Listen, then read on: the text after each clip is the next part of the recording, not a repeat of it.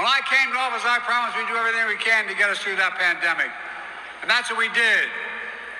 That, folks, was a promise made and a promise kept. I promised to put racial equality as center of everything I do, because I vowed I would... Hello, guys, and welcome back to Inside the Digest. We are back again like we never left. Welcome back, guys, and thank you. President Joe Biden, he is out campaigning. He is in Pennsylvania, and he is campaigning hard and loud for the American people to learn and hear what he has done and what he's going to do. This 2024 election here, it is important for us to hear from our candidates what they're going to do for them to earn our vote. You know what I mean? Joe Biden is out and he is campaigning hard. Let's go take a listen to what he got to say. As usual, please let's respect ourselves while we comment. This is 2024. We got to listen to everybody, as in all the candidates, for us to be informed, to listen to things that matters to us before we give out the vote. But it is important to vote this 2024 or vote it. You just got to vote. Ain't nobody tell you what to vote for, what not to vote for, but go out and vote. And what to vote for now depends on how these candidates come out to tell us what they are going to do. These candidates come out to tell us what they have done. So let's go listen to what Joe Biden got to say, in which you're going to hear a lot what he has done and what he's going to do. I'll catch up with you guys later. Please, as usual, let's respect ourselves while we comment. When we have more updates, for sure, we're going to bring you guys up to date with it. Until then, please do not forget to subscribe if you haven't already. Bye for now. Hello, Philadelphia.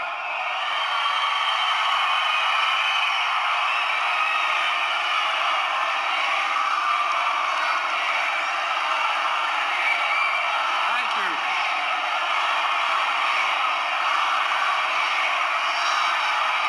Thank you. It's good. It's good to be... It's good to be almost home. I just live down the road a little bit. Thank you, Kamala, for your partnership. It is a partnership. And how about another round of applause for our great Vice President? She's so nice. It's great to see so many friends, including my fellow Scrantonian, Senator Bobby Casey. Bobby, where you are? There you are. Mayor Parker, Lieutenant Governor Davis, the Chair of the Congressional Black Caucus, Steve Horsford, members of the CBC who are here tonight. If I introduce everybody, I'll be here all night. But look, I couldn't be here thinking of our dear friend, Congressman Dwight Evans. He's recovering. He's going to recover. He's doing well. And joining us are so many state and local officials from across the country, including a guy from my father's hometown where he was born, Baltimore, Maryland. They say it down Baltimore, not Baltimore. I want to introduce you to the governor of the great state of Maryland. Where are you, Governor?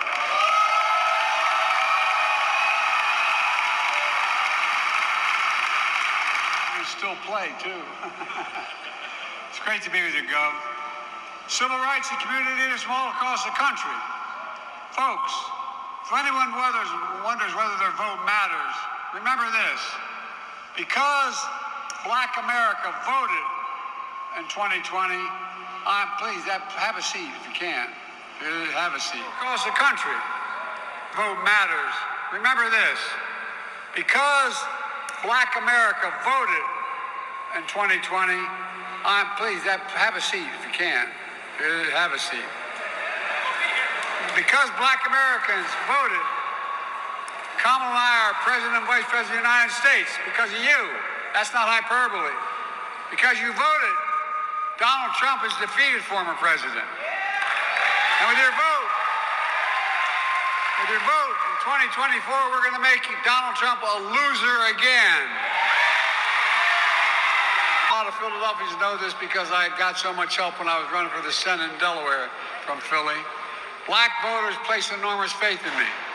I've tried to do my best to honor that trust, staying true to the values set that we share, got me involved as a kid in the first place. Everyone's entitled to be treated with dignity and respect.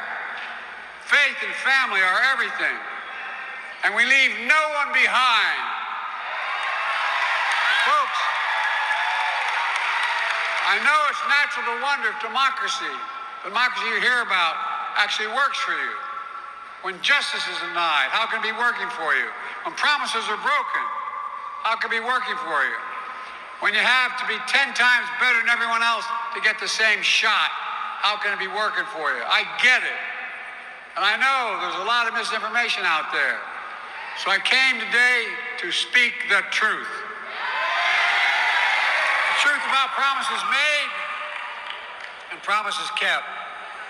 Do you remember when the pandemic hit? When 20 million people were out of work? When businesses and schools shut down?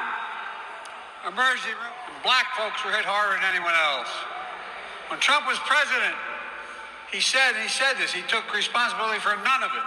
He said, it's none of my responsibility. When I came to office, I promised we'd do everything we can to get us through that pandemic. And that's what we did. That, folks, was a promise made and a promise kept. I promised to put racial equality at the center of everything I do, because I vowed I would have an administration that looked like America. Because you voted, we're invested more than ever in the black families and communities. A promise made and a promise kept. A promise we'd start to reconnect black and brown and overlooked neighborhoods cut off by highways in the 60s, and decades of disinvestment as a consequence of it, including here in Philly. Well, we're changed that with the Recovery Act. Right now, you see all the construction going on the highways around here. A promise made and a promise kept. Look, I said I'd remove every lead pipe in America so every child can drink clean water without fear of brain damage. We're doing it. A promise made and a promise kept. I promised we'd also take the most significant action on environmental justice ever to remove the legacy of pollution that smothers fence-lined communities. Because every child, every American deserves to breathe clean and fresh air. We're doing it. A promise made and a promise kept. I promised to access affordable high-speed internet, because now internet is just as important as it was in the days of Franklin Roosevelt electricity was generations ago. We're delivering now because no child should have to do their homework at McDonald's when things are shut down. Sit in the parking lot with their parent to get it done. Another promise made, another promise kept.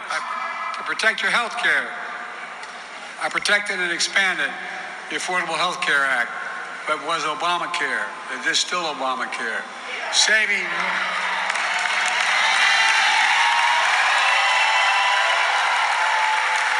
millions of Americans an additional $800 a year in premiums. And folks, the Affordable Care Act is still a big deal. As Kamala just explained, senators would debated this, but we finally got it done. The diabetes is now paying $35 for instance instead of $400. I'm determined to make that apply to every American, not just seniors in the second term. We're capping the bill we've already passed. We cap total out-of-pocket costs for drugs for seniors beginning next year at $2,000 a year total, including cancer drugs that cost $10,000, $12,000, $14,000 a year. You pay no more than $2,000 a year. Promise made and promise kept. And by the way, not only saves people money, it saves the taxpayers, guess what? $160 billion cut in the deficit because Medicare doesn't have to pay those exorbitant prices. Folks, one of the reasons I got started and won the first time and subsequent times in Delaware is because of the best HBCU in America. Delaware State.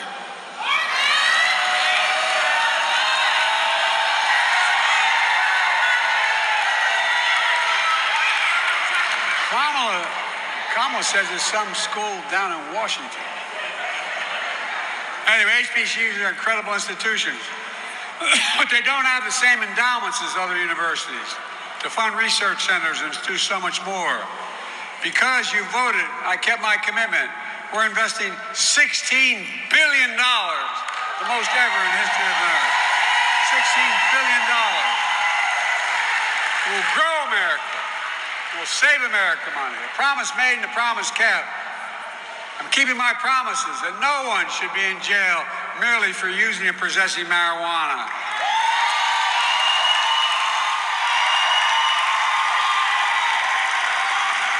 I pardoned thousands of people incarcerated for mere possession of marijuana. Thousands. A promise made and a promise kept, and for the record should be expunged as well, I might add. Folks, it wasn't easy to get a lot of this done. In fact, obstacles every step of the way we faced. For example, Senate Republicans blocked the George Floyd Justice and Policing Act, but didn't stop me from signing the historic executive order requiring key elements of that bill for federal enforcement. That is banning chokeholds, greatly restricting no-knock warrants, creating databases for police misconduct, and so much more. But we're still, and we did it with the support of George Bush's family, and we're going to finally get it all done. A promise made and a promise kept. I promised we'd beat the NRA, and we did. As Kamala mentioned, I signed the most significant gun safety law in nearly 30 years. A promise made and a promise kept. And by the way, I'm going to go back and once again ban assault weapons in America. I did it once. We'll do it again. Supreme Court blocked me from relieving student debt, but they didn't stop me. So far, I've relieved student debt for nearly 5 million Americans. A significant number are black borrowers, family, buy your first home, start a business, and so much more. And guess what? It grows the economy. It strengthens the economy. I'm going to keep it going. A promise made is a promise kept. And we're speaking of the courts. Because you voted, I was able to keep my commitment to appoint the first black woman on the United States Supreme Court. Justice Ketanji Brown Jackson. A promise made and a promise kept, and I appointed more black women to the federal circuit courts than every other president in American history combined. Every single president combined. And overall, we appointed 200 black judges to the federal bench. And guess what? The next president, they're going to be able to appoint a couple justices, and I'll be damned if they're not going to. Look, if in fact we're able to change some of the justices when they retire and put in really progressive judges, like we've always had, tell me that won't change your life when Trump justices are already gutting voting rights, overturning Roe, decimating affirmative action, and so much more. We're going to let that happen? We can't. No, we really can't. Now let's talk about Trump's MAGA lies. I don't have an hour, but we're going to shorten it. Trump takes credit for sending all the pandemic relief checks alone. It's a lie. The truth is, the Congressional Black Caucus got that money passed. When Kamala and I came to passed legislation that delivered more checks in the pockets of millions of Americans, including black Americans. $1,400 checks from the American Rescue Plan we passed. And then $300 a month per child, per family through the child tax credit, which cut child poverty in half for black families. And I'm going to get it by saying black unemployment was at a record low on his watch. The fact is, record low unemployment happened on my watch, and we're going to keep it going. Black small businesses are starting up at a faster rate in 30 years because of what we've done. The racial wealth gap is the lowest it's been in 20 years because of our efforts. A promise made and a promise kept. I announced the most significant housing plan in 50 years. It includes first-time home buyers tax credit, building millions of affordable housing to bring rents down. New data shows 40% cut in the gap between home appraisals in majority white communities versus those of color, communities of color. You know, the same exact builder on either side of 95 build the same houses. If it's a black community, it's lower, the value for the very day it's built ends up being lower than the exact same house across the highway in the white community. We're doing everything we can to right that wrong. And guess what? We're taking on corporate greed to bring down the price of gas, food, and rent. Eliminating junk fees. Instead of getting charged $35 for an overdraft, it's $3 now, not $35.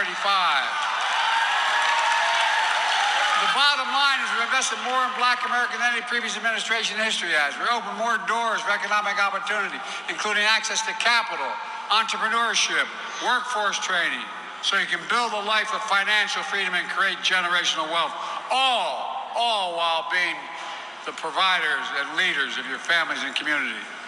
Another promise made and a promise kept.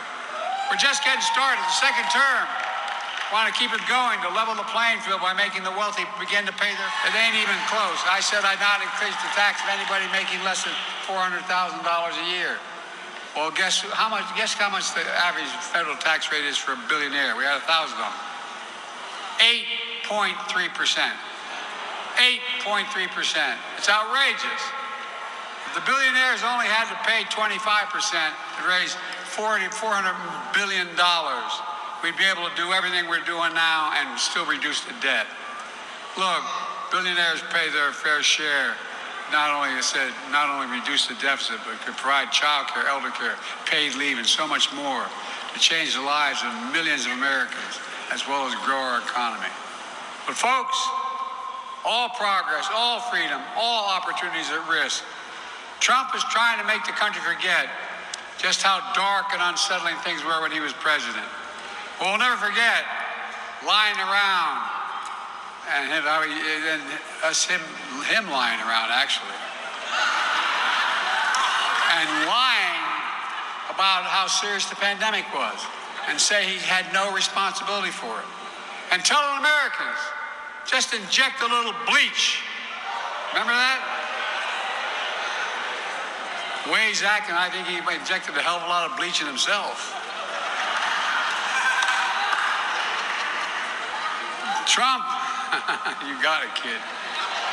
Trump and his MAGA extremists want to give power back to Big Pharma to continue to charge exorbitant fees. Trump is still determined, in his own words, quote, to terminate the Affordable Care Act, which would deny 3 million black Americans health insurance, deny protections for pre-existing conditions for millions more. During his presidency, Trump enacted a $2 trillion